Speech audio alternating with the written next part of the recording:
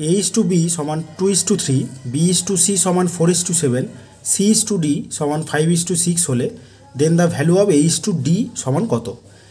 এখানে আমরা রেশিওগুলো দেখো পরপর লিখে নিই। A is to B 2:3 মানে A বাই B সমান কত 2/3, B বাই C সমান 4/7 আর C বাই D সমান কত 5/6। এবারে এগুলো আমরা প্রত্যেকটা গুণ করে দেবো। তাহলে A by B into B by C into C by D করলাম।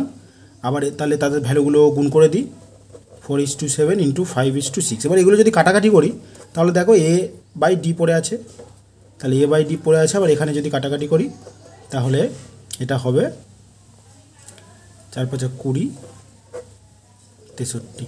তাহলে চেয়েছে এ ইস টু ডি, তার মানে এ ইস টু ডি কত হবে 20:63। তাহলে এটা হচ্ছে অ্যান্সার হবে। এই অঙ্কটা আরেকটাভাবে করা যায়, দেখো কীভাবে করছি। আমরা প্রথমে এখানে এ থেকে ডি পর্যন্ত আছে 4টে লেটার, তাহলে আমরা প্রথমে পরপর 4টে লেটার লিখে নিলাম।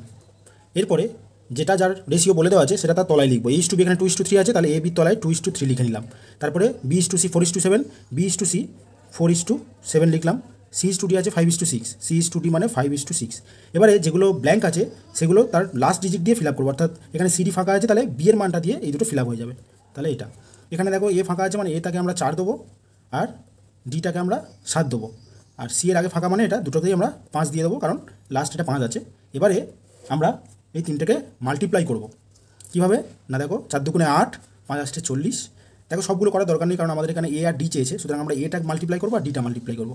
ডিটা মাল্টিপ্লাই করলে কত হবে 21 × 6। এবারে এই দুটোর আমরা যদি রেশিও করি তাহলে আমরা এখান থেকে পেয়ে গেলাম, শুধু এই দুটো নেবো আমরা। এইচ টু ডি সমান কত হলো না 40:21 × 6। আমরা এটা এইভাবে লিখলাম যাতে কাটাকাটি করতে সুবিধা হয়। এবারে আমরা যদি এটাকে 2 দিয়ে ভাগ করে দিই তাহলে 20 ইন্টু এটা 3 3 63, তাহলে এইটা হচ্ছে আনসার হবে। তাহলে এটা দুভাবে মেথডে করা যায় আর কি।